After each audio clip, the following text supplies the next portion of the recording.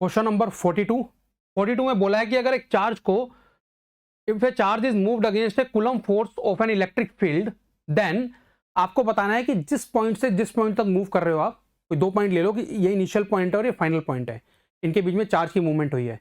तो इनिशियल से फाइनल जाते हुए पूछा इन्होंने इंटेंसिटी जो होगी इलेक्ट्रिक फील्ड की इंक्रीज कर रही है या फिर डिक्रीज कर रही है। तो पहले दो ऑप्शन पे पहले हम फोकस करते हैं। ठीक, पहले दो ऑप्शन पे अगर हम फोकस करते हैं तो किस तरीके से सोच सकते हैं वो मैं आपको बताता हूं। ठीक, देखो इलेक्ट्रिक फील्ड नॉन यूनिफॉर्म लेके चलते हैं। मैं एक बार तो लेके चलता हूं इलेक्ट्रिक फील्ड इस तरीके से। ठीक, ये क्या कर रही है बच्चे, आपके लाइंस जो है यहाँ पे वो कन्वर्ज कर रही हैं। ठीक, अगर लाइंस यहाँ पे कन्वर्ज कर रही हैं तो अगर मैं दो पोर्शन देखूं यहाँ पे, एक पोर्शन देखता हूं मैं ये वाला और एक पोर्शन लेके चलता हूं मैं ये वाला। ठीक, ये दो पोर्शन ले लिए। अगर इन दो पोर्शन में मैं क्या करता हूं, अब एक चार्ज लेता हूं यहाँ पे, पॉजिटिव चार्ज लेता हूं। कौन सा चार्ज लेता हूं बच्चे, पॉजिटिव चार्ज। आपको पता है अगर मैग्नेटिक इलेक्ट्रिक फील्ड लाइंस उधर जा रही हैं और ये आपकी कन्वर्ज कर रही हैं, तो यहां पे जो फील्ड होगी, ठीक है, यहां पे जो ई की वैल्यू होगी वो लो होगी और यहां पे जो ई की वैल्यू होगी वो हाई होगी। रीजन क्या है, लाइन डेंसिटी, कम एरिया में ज्यादा लाइंस आ रही है ना। अगर आप यहां पे देखोगे as compare to this portion, तो अगर पॉजिटिव चार्ज यहां पे रखा है तो वो लाइंस के अलोंग ही उस पर फोर्स लगेगा, तो जो इलेक्ट्रोस्टैटिक या इलेक्ट्रिक फील्ड के कारण फोर्स लगेगा इधर लगेगा।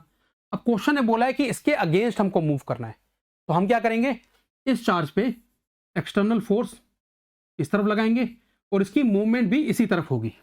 बात क्लियर है। बट अगर मैं इस चार्ज को यहां से उठा के यहां ले आता हूं तो क्या इलेक्ट्रिक फील्ड की इंटेंसिटी इंक्रीज करी है, यहां पे तो हाई थी और यहां पे लो है, तो क्या कर रही है, यहां पे डिक्रीज कर रही है। यहां पे क्या कर रही है, डिक्रीज कर रही है। उसी तरीके से मैं अब क्या लेता हूं, डाइवर्जिंग लाइंस लेता हूं, ये लो इस तरीके से। ठीक, मैं क्या लेता हूं, डाइवर्जिंग लाइंस लेता हूं। अब यहां पे मैं एक चार्ज रखता हूं, यहां पे क्या होगा, ये पोर्शन लेता हूं और एक ये पोर्शन लेता हूं, तो यहां पे जो इलेक्ट्रिक फील्ड की वैल्यू होगी बच्चे वो हाई होगी और यहां पे जो इलेक्ट्रिक फील्ड की वैल्यू होगी वो लो होगी। तो आपने एक चार्ज पार्टिकल लिया, पॉजिटिव ले लिया, इस पे इसी तरफ फोर्स लगेगा इलेक्ट्रोस्टैटिक का। ठीक है, तो इसको उसके अगेंस्ट मूव कराना है। क्वेश्चन ने बोला है move against the coulomb force, तो आप एक्सटर्नल फोर्स इस तरफ लगाओगे। ठीक है, इसकी डिस्प्लेसमेंट भी इसी तरफ होगी और ये पार्टिकल यहां से मान लेते हैं यहां पे आ जाएगा। तो अब आप देखो इनिशियल से फाइनल जब उसने मूव किया तो यहां पे लो से हाई फील्ड गया वो, है ना। लो से ई की वैल्यू लो थी और यहां पे ई की वैल्यू हाई है, तो यहां पे क्या कर रही है, इस तरफ जब हम जा रहे हैं तो इंक्रीज कर रही है। ठीक है, और यहां पे जब इंटेंसिटी की बात कर रहे थे यहां से यहां तो डिक्रीज कर रही थी। तो कोई सेट पैटर्न नहीं है, वो इलेक्ट्रिक फील्ड लाइंस पे डिपेंड करता है। तो ए और बी ऑप्शन का कोई एग्जैक्टली नहीं है कि ए आंसर होगा या बी आंसर होगा।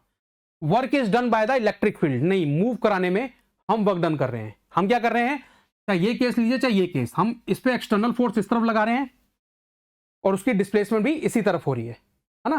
तो जो वर्क डन हो रहा है वो बेसिकली किसके कारण हो रहा है, एक्सटर्नल सोर्स के कारण। वो एक्सटर्नल सोर्स मशीन हो सकती है या अगर हमारे में इतनी ताकत है तो हम पकड़ के उस चार्ज को यहां से यहां लेके आ रहे हैं। तो work is done by the external source. Clear, thank you.